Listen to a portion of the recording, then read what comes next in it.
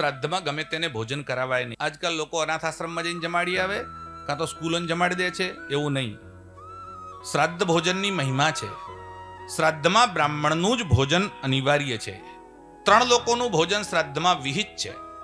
એક, બ્રાહ્મણ હોવો જોઈએ. બીજી વાત, દોહિત્રનું ભોજન છે. એટલે દીકરીનો દીકરો છે એને શ્રાદ્ધમાં જમાડવાનો.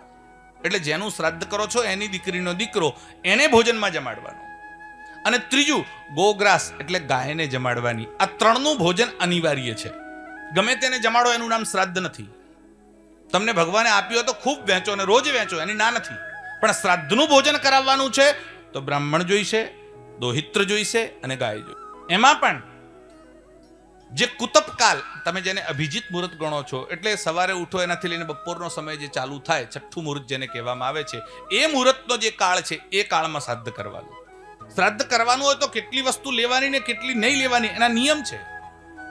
જેનો સંસ્કાર 2 વખત થાય છે એ વસ્તુથી શ્રાદ્ધ નહીં થાય. એટલે હિંગ નહીં નાખવાની તમારે. એમાં ભજીયા બનાવવાના હોય તો એવા ભજીયા નહીં બનાવવા જેમાં પહેલા દાળનો સંસ્કાર થાય ને પછી એનો સંસ્કાર થાય. એટલે ચણાનું શાક ના બનાવાય એમાં. ખેર હમણાં શ્રાદ્ધનો વિષય નથી, ફરી ક્યારેક વિષય હશે તો કહીશ તમને. હમણાં તો એવું યાદ રાખો કે શ્રાદ્ધ કરવાનું હોય તો બ્રાહ્મણ ભોજન અનિવાર્ય છે.